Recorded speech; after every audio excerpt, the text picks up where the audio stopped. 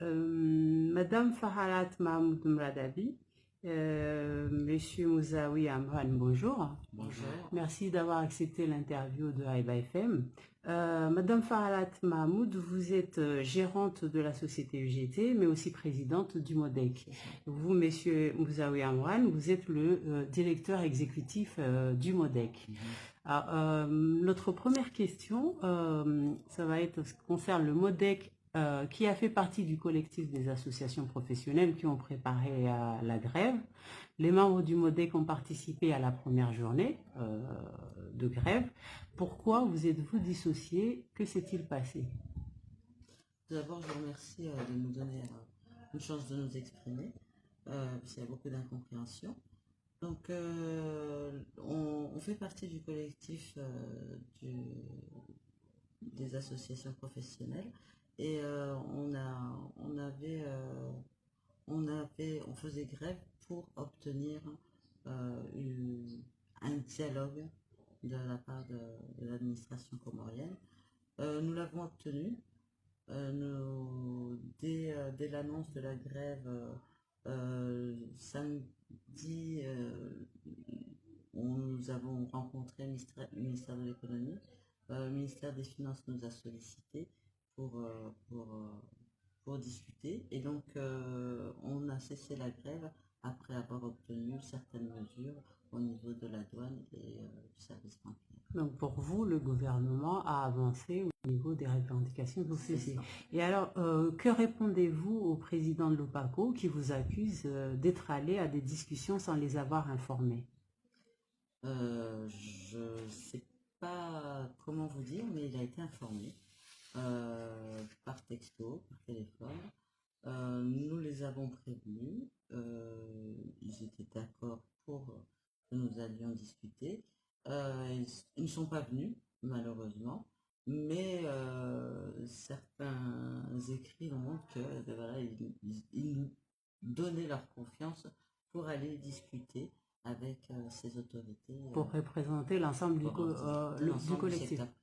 Et pourtant, SINACO, tout de suite après la conférence de presse du MODEC qui a eu lieu lundi soir au Rétage, a sorti tout de suite un communiqué disant qu'il n'était pas d'accord. Est-ce que l'ensemble du collectif était bien invité à la conférence de presse justement qui a annoncé la fin de la grève pour vous, MODEC? Oui, évidemment, l'ensemble du collectif a été invité, puisque le matin, lorsqu'on rencontrait le ministre des Finances, nous les avons informés. Et juste après, on leur a dit qu'on organise la conférence de presse à la fin de l'après-midi pour présenter les points qui ont été discutés avec le ministre et qu'on les invite à y prendre part.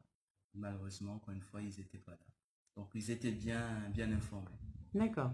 Alors, la grève, au-delà des revendications qui ont été avancées par le secteur privé, nous a montré, en tout cas nous, spectateurs, qu'il y a une réelle frustration, sinon une colère au sein du secteur privé, y compris des petits commerçants. C'est pas péjoratif, mais je veux dire de ceux qui n'ont pas beaucoup de moyens, qui ne sont pas a priori du tout organisés politiquement. Est-ce que le MODEC n'a pas peur de se couper de l'influence de cette catégorie de professionnels du secteur privé par cette décision qui est considérée, ou en tout cas déclarée, comme unilatérale quelque part? Oui, alors si elle a été déclarée unilatérale, c'est parce que l'information n'est pas passée ou parce qu'il y a des non-dits de la part de certaines organisations. Mais non, on ne veut pas se couper des petits commerçants. Alors il y a les petits commerçants non formalisés et les petits commerçants formalisés. Certains font partie du MODEC ou d'autres organisations. Nous, notre position, c'est de défendre l'intérêt du secteur privé. Donc l'intérêt du secteur privé regroupe autant les petits commerçants que les grandes entreprises. Les retombées des discussions que nous avons eues avec le ministère des Finances et la direction de la douane, c'est aussi pour eux. Ce n'est pas... Alors, si je pense qu'ils seront aptes, après, dès qu'ils seront à la douane, pour juger, Du bienfait. juger du bienfait de ce que le MODEC a présenté, À négocier. à négocier. Très bien. Alors, comment expliquez-vous alors qu'après avoir décidé d'arrêter la grève, vous avez été peu suivi, puisque hier, le secteur privé dans son ensemble a répondu À continuer la grève. voilà, continuer la grève. Oui, oui. Alors, il y a une timide reprise de l'activité, c'est vrai. Je pense qu'on a péché en ne communiquant pas assez sur les décisions, les avancées les décisions qui ont été prises par l'État, les avancées que nous avons obtenues. On n'a pas assez communiqué, ce qui fait que les gens n'ont pas été au courant de ce qui a été fait par le MODEC.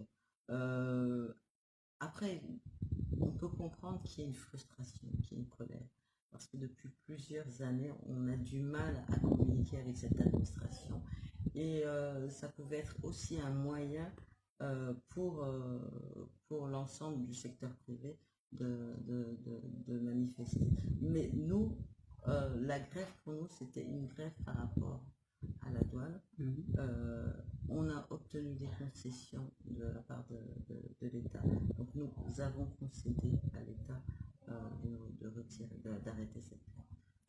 Alors, ma avant-dernière question, ce matin a eu lieu une assemblée générale du collectif de secteur privé qui était engagé dans cette grève. Est-ce que le MODEC a participé à cette assemblée générale qui allait mettre fin à la grève des 3 jours, comme décidé?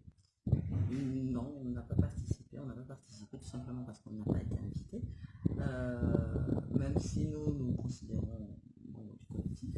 On n'a pas été invité parce que peut-être parce que nous avons mis fin à la grève il y a 2 jours, depuis hier. Donc voilà, on n'y a pas été invité, on n'a pas sollicité l'invitation. D'accord, donc la grève s'arrête aujourd'hui. Quelle va être la suite pour le secteur privé comorien après ces 3 jours de grève? Après ces 3 jours de grève, du point de vue du MODEC, bien sûr. Après ces 3 jours de grève, on doit faire le suivi de toutes les mesures qui ont été prises, savoir si elles sont bien appliquées, si les arrêtés sont bien appliqués. Ensuite, le ministre des Finances nous a dit que sa porte était toujours ouverte pour tous les sujets qui pouvaient le toucher. Le ministre de l'économie est disposé à nous recevoir autant qu'on veut pour que le dialogue continue.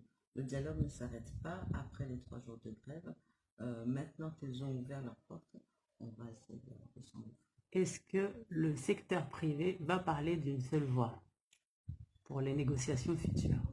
C'est ce qu'on souhaiterait, sinon on a créé le MODEC en 2016 justement pour qu'on parle d'une même voix.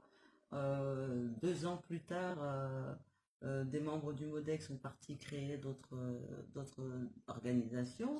D'autres sont partis créer, là cette année on apprend la création d'une organisation qui était dans le MODEC. Ces 2 organisations étaient dans le MODEC. Voilà, on aimerait parler d'une même voix, mais bon après il y a certains égos qui veulent être plus élevés que d'autres. Très bien, Madame Fahalat et Monsieur Mouzaoui, merci d'avoir répondu aux questions de Haïba FM. Merci à vous. Merci.